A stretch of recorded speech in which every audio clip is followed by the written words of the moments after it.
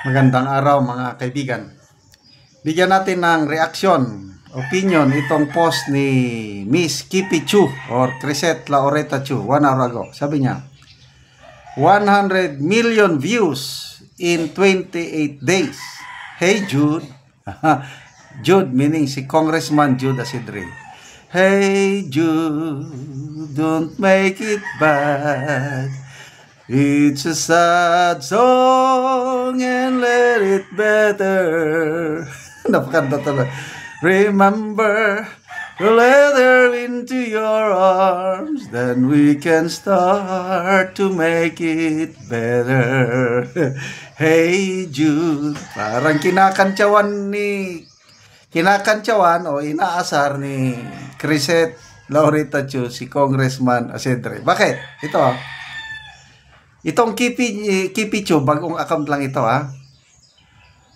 This is a new account made public on April 9.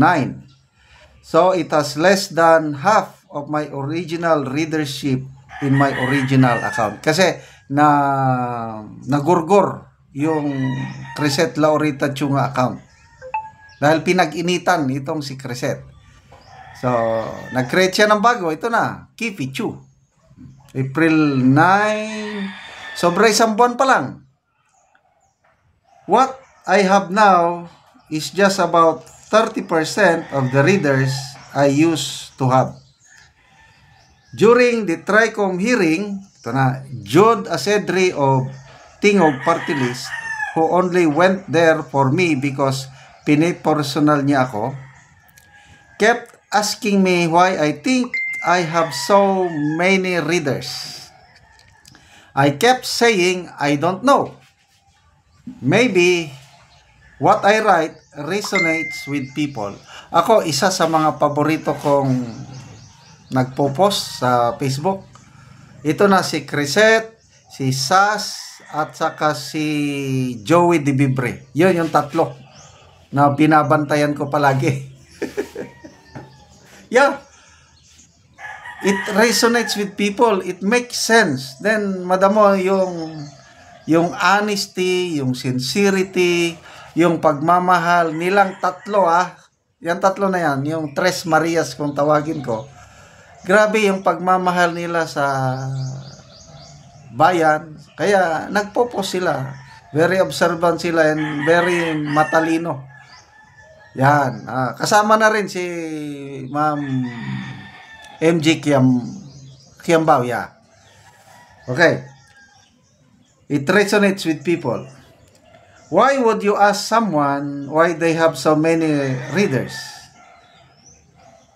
If there's one thing I've realized as a professional writer and editor all my life is that you can only do your sincere best, but some of the best written essays will never even be seen or read by people with the amount of information flooding the digital sphere. Yes, ang daming magagandang essays o articles tungkol sa politika.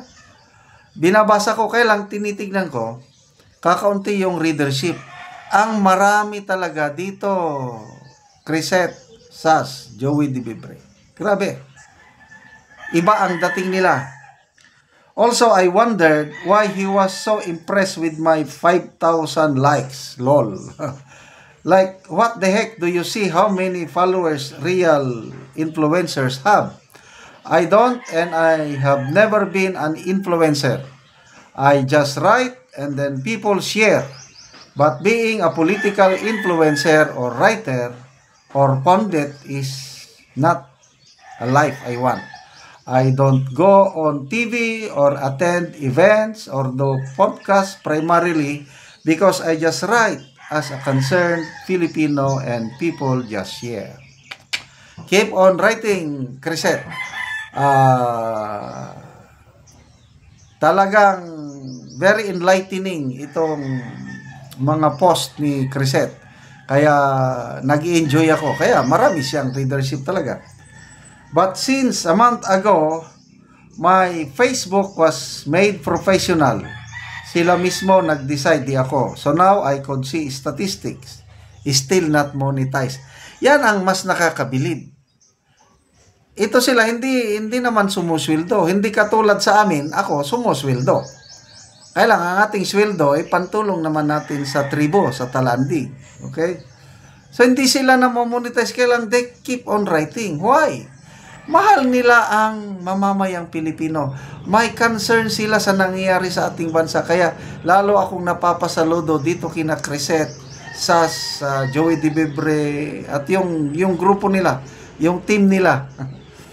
I look at my professional dashboard and it tells me I got 100 million views for the past 28 days. Grabe.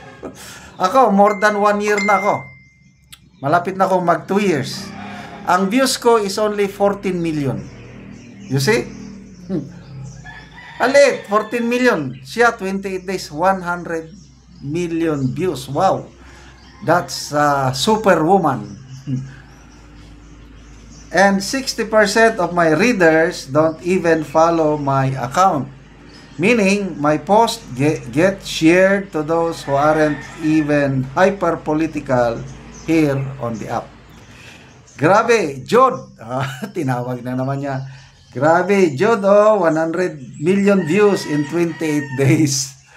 That's why you're so galaiti with me.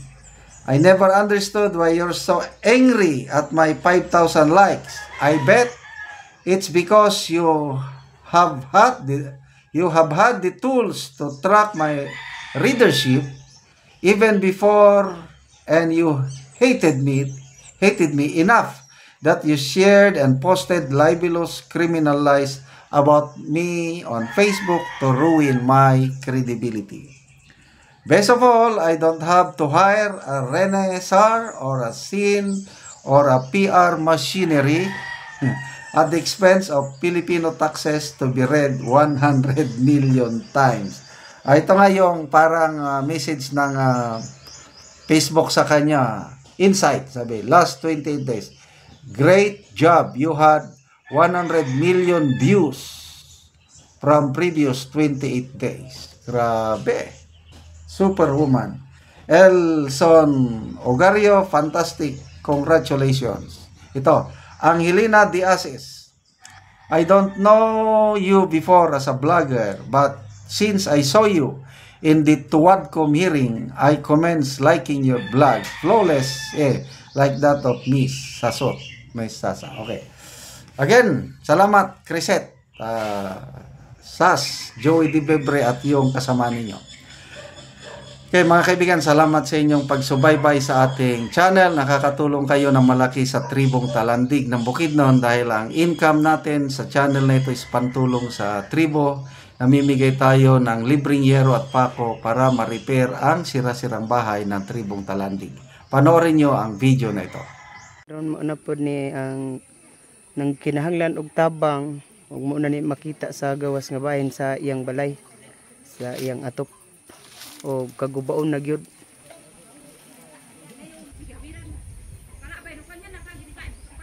Ayo dayon maing odto ana ang buslot sa among balay.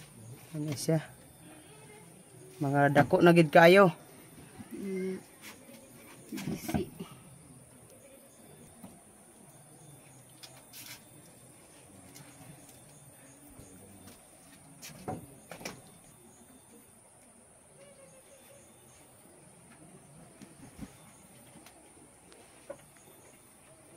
Og karon manguha na ka og kahoy kay matagaan na mo og sen lansang pako plinsen. Manguha na gyud mi.